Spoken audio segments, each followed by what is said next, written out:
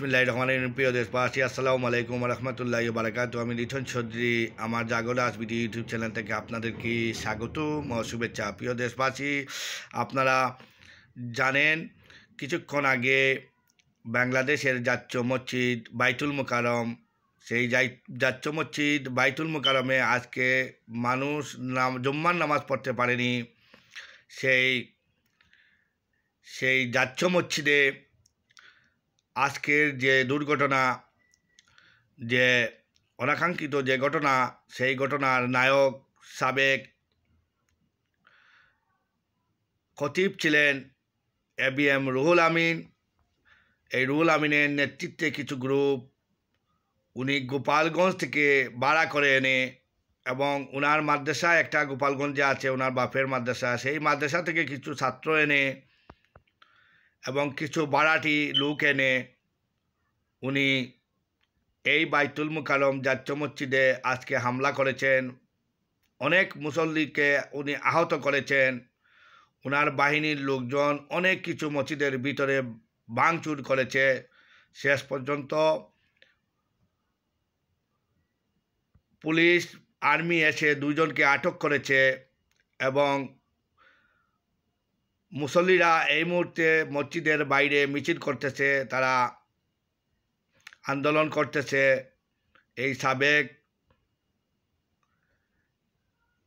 ইমাম ছিলেন বাইতুল মোকাররমের, খতিব ছিলেন রুহুল আমিন, ABM রুহুল আমিনকে গ্রেপ্তার করার জন্য মুসল্লিরা প্রশাসনের কাছে আকুল আবেদন করেছেন। এখন এই মুহূর্তে আর্মি এসে সব কিছু কন্ট্রোল করেছে এবং দুজনকে গ্রেপ্তার করেছে, এবং অনেককে হাসপাতালে ভর্তি করা হয়েছে, অনেক আহত হয়েছেন। এই যে নেক্ষারজনক ঘটনা বাংলাদেশে একটার পর একটা করছে, এরা আওয়ামী লীগের এখনও বাংলাদেশে অনেক শক্তি রয়ে গেছে, এদেরকে নির্মূল করতেই হবে। এটাই জনগণের দাবি, এটাই দেশবাসীর দাবি। শেষ পর্যন্ত মসজিদে হামলা, মসজিদের কৃতিত্ব নেওয়ার জন্য, মসজিদের ভিতর দখল করার জন্য এই সাবেক মসজিদের ইমাম ছিলেন এই রুহুল আমিন। উনি গোপালগঞ্জের মানুষ ছিলেন, ওনার বাড়ি ছিল গোপালগঞ্জ, এবং শেখ হাসিনার খুব আস্থাভাজন মানুষ ছিলেন। ওনার চাওয়া পাওয়ায় শেখ হাসিনা ওনাকে কৌমি উপাধি দিয়েছে, কৌমি জননী উপহার দিয়েছে। এই রুহুল আমিন আপনার শেখ হাসিনার আশীর্বাদে বিভিন্ন দায়িত্ব পেয়েছে। শেষমেশ সে দায়িত্ব পেয়েছে বাইতুল মোকাররমের খতিব হিসাবে। আর বাইতুল মোকাররমের খতিব হিসাবে সে কি করেছে, গত কয়েকদিন আগে আপনারা দেখছেন সে মসজিদ থেকে পালিয়ে গেছে। মুসল্লিকে নামাজ পড়াতে পারে, জুম্মার নামাজের আগেই সে পালিয়ে গেছে। এই ইমাম রুহুল আমিন আজকে যে নেক্ষারজনক কাজ করেছে, মুসল্লিদের উপরে আক্রমণ করেছে, মসজিদ বাইতুল মোকাররম দখল করার জন্য সে আবার তার বাহিনী গোপালগঞ্জ থেকে ভাড়া বাহিনী এনে সে মসজিদে সাধারণ মুসল্লিদের হামলা করেছে। এই মানুষটিকে অতি সত্বর আপনারা আইন শৃঙ্খলা বাহিনীর কাছে দেশবাসী আকুল আবেদন করেছে, একে যে কোনো উপায়ে গ্রেপ্তার করা হোক।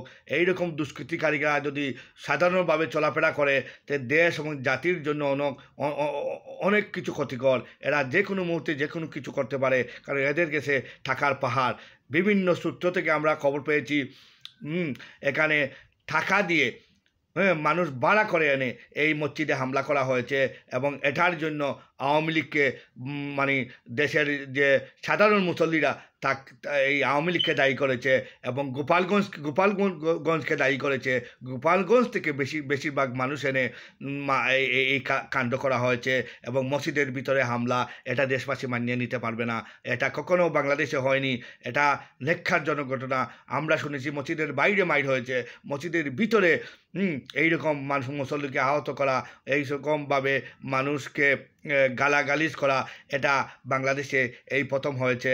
এটা এর আগে আমি কখনো শুনিনি। প্রিয় দেশবাসী, এই রুহুল আমিনের বিচার সবাই চাচ্ছে, আমরাও চাচ্ছি একে ধরা হোক যে কোনো উপায়ে। এই সাবেক আপনার ইমাম ছিলেন, খতিব ছিলেন বাইতুল মোকাররমের ABM রুহুল আমিন, তাকে ধরে দৃষ্টান্তমূলক শাস্তির ব্যবস্থা করা হোক, সেটা দেশবাসী দেখতে চায়। প্রিয় দেশবাসী, এখানেই বিদায় নিলাম, আবারও কিছু পেলে আপনাদের সামনে হাজির হব। আল্লাহ হাফিজ।